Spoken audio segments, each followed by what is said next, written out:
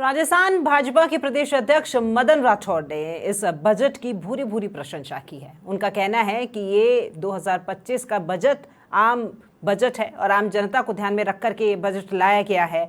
और साथ ही साथ उनका ये भी कहना है कि निचले तबके को शामिल किया गया इस बजट में और साथ ही साथ मिडिल क्लास को भी इस बजट में खासी राहत मिली है। अब और कुछ क्या कहा है मदन राठौड़ ने, वो हम आपको सुनाते हैं। समाचार प्लस संवाददाता ज्योति सिंह से उन्होंने खास बातचीत की है, सुनिए आप भी। राजस्थान के प्रदेश अध्यक्ष मदन राठौड़ जी यहाँ पर मौजूद है। मदन जी, आज देश का बजट आया है, इस बजट को आप कैसे देखते हैं? ये बजट विकासोन्मुख बजट है। आम आदमी के जीवन स्तर को मजबूत करने के लिए, उनके आर्थिक सुदृढ़ीकरण के लिए ये बजट बहुत अच्छा है। इसमें किसी को कल्पना भी नहीं थी कि 12 लाख तक इनकम पर टैक्स मुक्त कर देंगे, ये बहुत बड़ी बात है। और कर्मचारी वर्ग के लिए तो ये बहुत अत्यंत वरदान लाभप्रद ये है। और किसानों की भी चिंता की गई है इस बजट में। मिनिमम सपोर्ट प्राइस डबल करने का प्रावधान इसमें किया है। किसान जितना भी तिलहन पैदा करेगा पूरा का पूरा खरीदने का सरकार ने वादा किया है।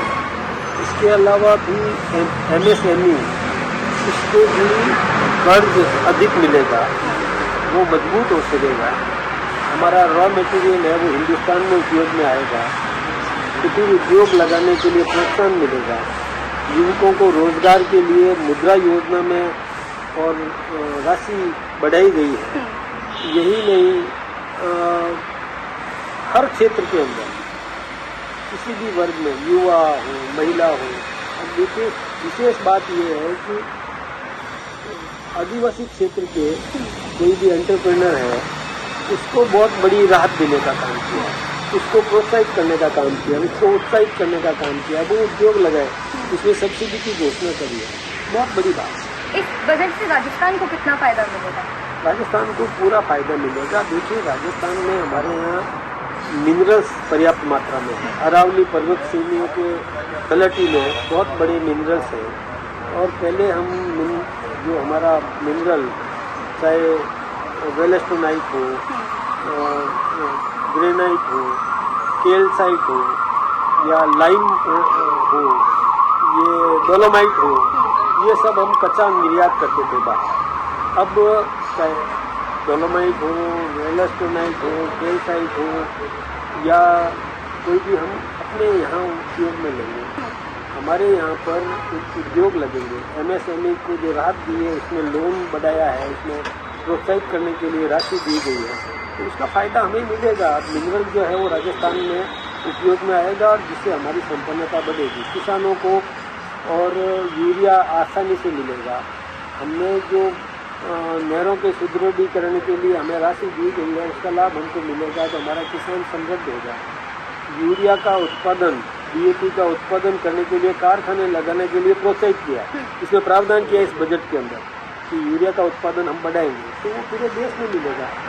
ऐसे ही तिलहन जो है पूरा का पूरा यदि सरकार खरीदेगी तो हमारे किसान को लाभ मिलेगा।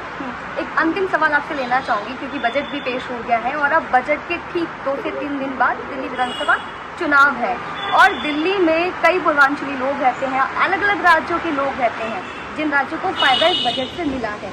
तो बीजेपी को क्या इस बजट का फायदा दिल्ली विधानसभा चुनाव में मिलेगा? वैसे मैं एक बात बताऊं, बजट तो आ गया है, लेकिन दिल्ली की जनता ने पहले से ही तय कर लिया है। इस बार भारतीय जनता पार्टी को जिताना है। यहाँ भारतीय जनता पार्टी का मुख्यमंत्री बनेगा, हमारी सरकार बनेगी। और जनता को तो उम्मीद थी कि निश्चित रूप से दिल्ली के विकास के लिए, दिल्ली के नागरिकों की खुशहाली के लिए चिंता करने वाली पार्टी यदि कोई है तो केवल और केवल भारतीय जनता पार्टी है।